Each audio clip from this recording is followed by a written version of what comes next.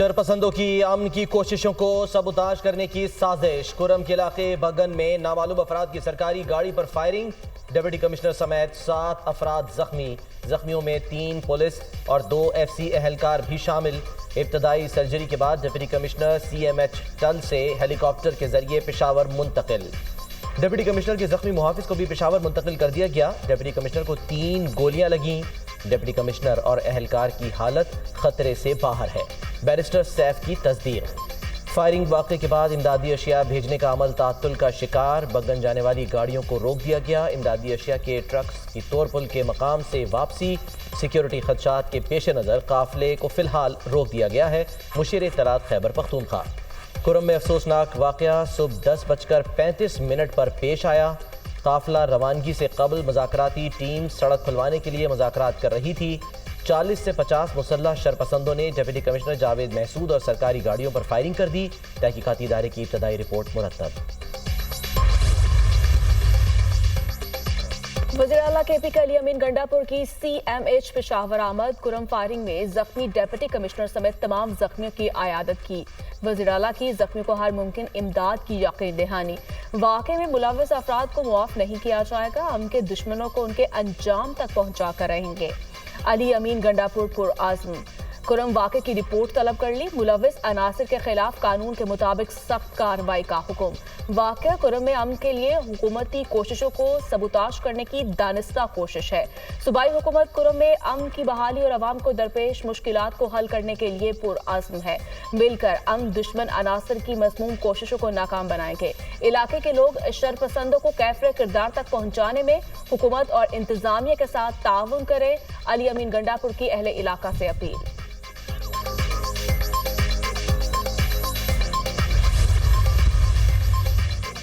امن کمیٹیوں کی گارنٹی کے باوجود فائرنگ ہونا تشویشناک قرار۔ معاہدے کی ضمانت امن کمیٹیوں نے دی تھی۔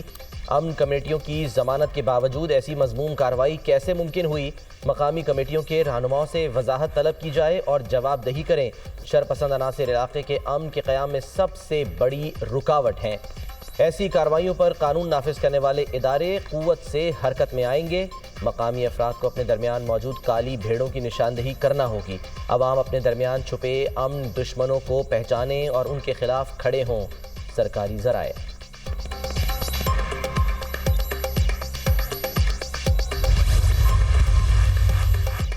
صدر مملکت اور وزیراعظم کی لوئر کرم میں سرکاری گاڑیوں کے قافلے پر فائرنگ کی شدید مذمت۔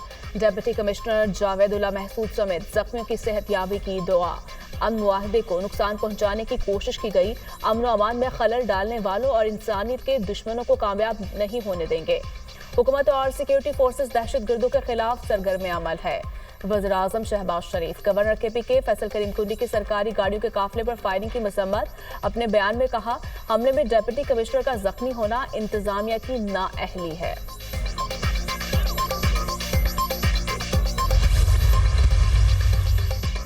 وزیر داخلہ محسن نقوی سے اے این پی سربراہ ایمل ولی خان کی ملاقات۔ بگن میں سرکاری گاڑیوں پر فائرنگ واقعے کی مذمت، ڈپٹی کمشنر اور دیگر زخمیوں سے ہمدردی اور یکجہتی کا اظہار۔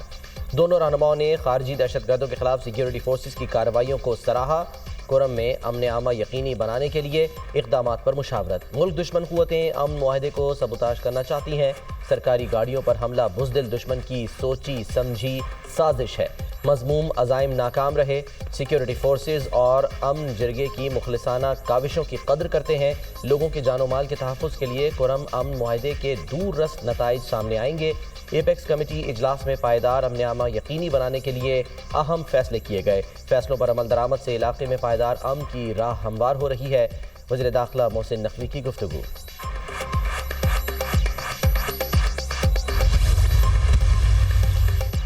کے پی حکومت کی صوبے میں رٹ ختم ہو گئی۔ صوبائی حکومت کا فوکس صوبے پر کم اڈیالہ جیل کے قیدی پر زیادہ ہے۔ کرم میں امن معاہدے کے باوجود ڈپٹی کمشنر پر حملہ قابل مذمت ہے۔ علی امین کو 2 ماہ میں 1 مرتبہ بھی کرم جانے کی توفیق نہیں ہوئی۔ کچھ قوتیں کرم میں امان قائم نہیں ہونا چاہتی۔ وزیراعلیٰ پنجاب مریم نواز کو پارا چنار کے بہن بھائیوں کی فکر ہے۔ کے پی کے میں امن و امان، دہشت گردی اور بے روزگاری بنیادی مسائل ہے۔ تحریک انصاف نے پشتونوں کو احساس محرومی کے علاوہ کچھ نہیں دیا۔ وزیر اطلاعات پنجاب اسما بخاری۔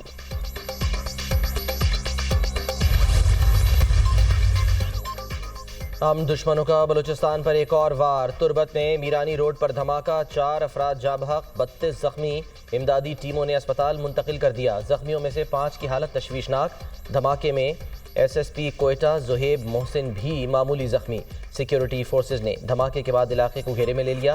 مرکزی شاہراہ ٹریفک کے لیے بند کر دی گئی۔ وزیر داخلہ محسن نقوی اور وزیر اعلیٰ بلوچستان سرفراز بگٹی کی تربت دھماکے کی مذمت، کہا معصوم لوگوں کو نشانہ بنانے والے درندے انسان کہلانے کے لائق نہیں۔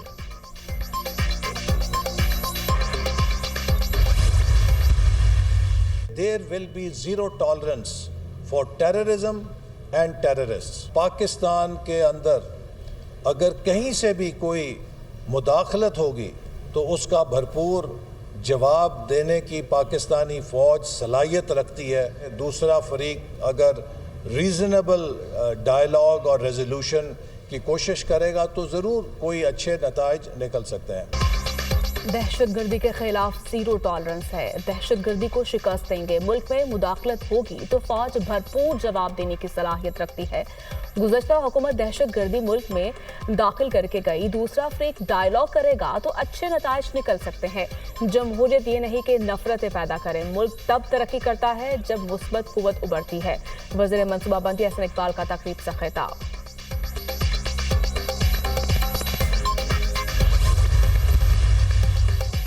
پاکستانی شہری کا اپنی پولش بیٹی کو ماں کی اجازت کے بغیر اور دھوکہ دہی سے پاکستان لانے کا انکشاف۔ پولینڈ کی شہری نے بیٹی شوہر سے واپس لینے کے لیے اسلام آباد ہائی کورٹ سے رجوع کر لیا۔ سندھ کا رہائشی عادل خان اپنی پولش نیشنل بیٹی انیتا مریم خان کو جنوری 2022 میں پاکستان لے آیا تھا۔ اسلام آباد ہائی کورٹ کا سیکریٹری داخلہ کو آئی بی، ایف آئی اے اور نادرا افسران پر مشتمل جے آئی ٹی تشکیل دینے کا حکم۔ عدالت نے کہا J I T team home department اور آئی جی سندھ سے بچی اور اس کے والد کو ٹریس کرنے کے لیے مدد لے۔ نادرا حکام ڈیٹا بیس سے عادل خان کی فیملی ٹری اور دیگر معلومات حاصل کر کے لوکیشن حاصل کرے۔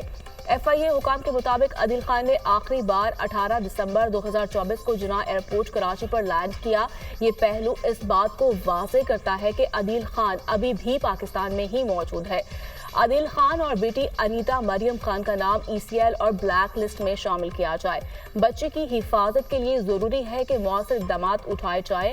کیس کی سماعت 21 جنوری تک ملتوی۔ پاکستان نیول اکیڈمی میں 122ویں مڈ شپمین اور 30ویں شارٹ سروس کمیشن کورس کی پاسنگ آؤٹ پریڈ۔ اعلیٰ سول اور عسکری حکام، غیر ملکی مندوبین اور کیڈٹس کے والدین کی شرکت۔ کیڈٹس کا شاندار پریڈ کا مظاہرہ، قومی پرچم کو سلامی دی۔ پاک فضائیہ خطے میں طاقت کے توازن کو مستحکم کر رہی ہے۔ پاکستان نیوی سمندری حدود کی حفاظت میں کلیدی کردار ادا کر رہی ہے۔ عالمی سطح پر مختلف چیلنجز سے نمٹنے کے لیے ہمہ وقت تیار رہنا ہوگا۔ Air chief marshal Zaheer Ahmed Babar Sidhu کا تقریب سے خطاب۔ امن و امان کی خراب صورتحال کے باعث بند عدالتیں دوبارہ کھولنے کا فیصلہ۔ اعلامیے کے مطابق ڈسٹرکٹ کورٹس ٹانک اور جنوبی وزیرستان کو دوبارہ کام شروع کرنے کی ہدایت۔ Chief justice Peshawar high court نے ہدایات جاری کر دی۔ ٹانک اور جنوبی وزیرستان کے متعلقہ ججز اپنے جوڈیشل کمپلیکس میں کام کریں۔ پہلے مرحلے میں ڈسٹرکٹ اینڈ سیشن جج اور سینئر سول جج کام شروع کریں۔ ججز کے گھروں اور عدالتوں میں سیکیورٹی کی فراہمی یقینی بنانے کی ہدایت۔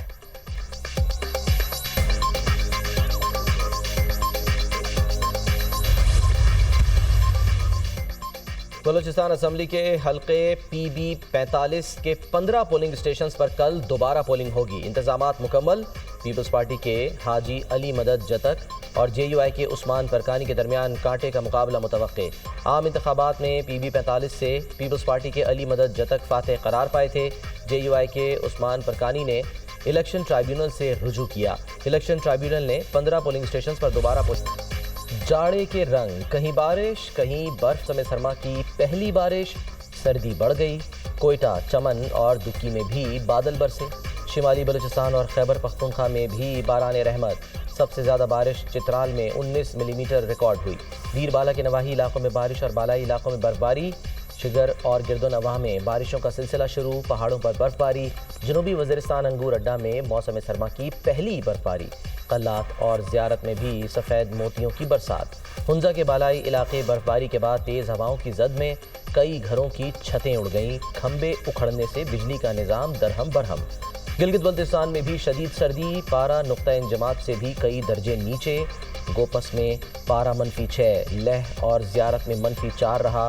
بگروڈ اور پارا چنار میں پارا -3 ڈگری سینٹی گریڈ ریکارڈ کیا گیا۔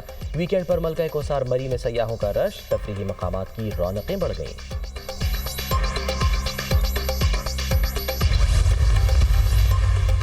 برطانیہ میں شدید برف باری، نظام زندگی رک گیا۔ برفانی صورتحال کے باعث لنکنشائر میں حادثہ، 7 ماہ کا بچہ ہلاک۔ برف باری سے اموات میں اضافے کا خدشہ، برطانوی محکمہ صحت کا امبر الرٹ جاری۔ جیشائر اور سومرسیٹ میں درجہ حرارت -5 ڈگری تک گر گیا۔ اسکاٹ لینڈ کے دیہی علاقوں میں درجہ حرارت -10 ڈگری تک گرنے کی پیش گوئی۔ جنوبی انگلینڈ کے کاؤنسلز نے موسمی صورتحال کے پیش نظر ہنگامی اقدامات جاری کر دیے۔